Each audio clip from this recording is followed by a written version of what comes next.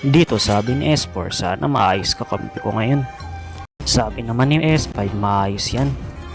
Tapos sabi ni S3, ikaw lang naman ata hindi maayos eh.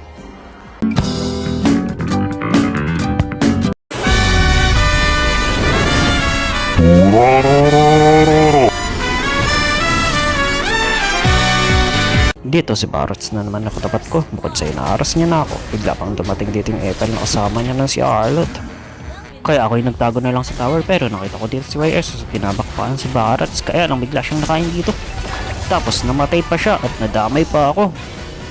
Kaya dahil doon nagkaroon ng lakas ng loob dito si Barats para mag-invade. In-invade niya nga dun si YSS. Kaya pumunta at sumunod na din ako dito. Napakatapang mo na. Ura. Yun nga lang, namatay din si YSS.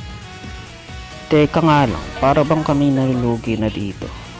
Ayos lang yan, maniwala na lang tayo sa plot armor na mamaya makakabawi din tayo dito. Dahil ang mga bida, makakabawi yan. Tapos dito patay na sana ako, kaya lang kinain ako ni Barat. Salamat Barat, at nakaligtas ako kay Mia. Bumalik na si Mia, namatay tuloy si Mia.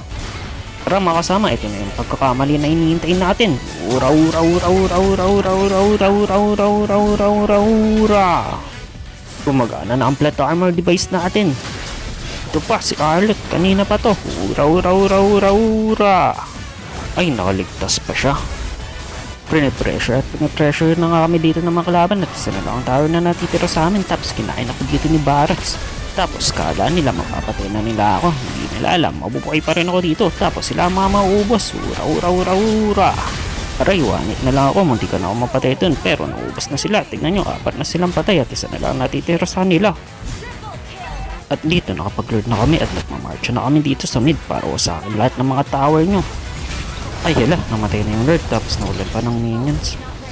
Ayun na, may mga minions na ulit tapos kinain ako ni Barat. Salamat at hindi ako dito na hit ng tower. Tapos siya pang napagpikit ng MM namin. Tapos sinampos din ako dito ni Arlot. Dahil doon napush tuloy yung tower nila. Tara mga kasama, tingin ko kayang-kaya na natin doon tapusin. Kaya lang nawala na naman kami ng minions, pero dito na ang patay sa kanila. Tapos napakatagal pa nila bago mabuhay, parang pwede pa silang magkape. At naging 4 na silang wala ngayon at si Arlot na lang natitira dito. Tara na mga kasama, maghintay na lang tayo ng minions dito at matatapos na natin to. Ura.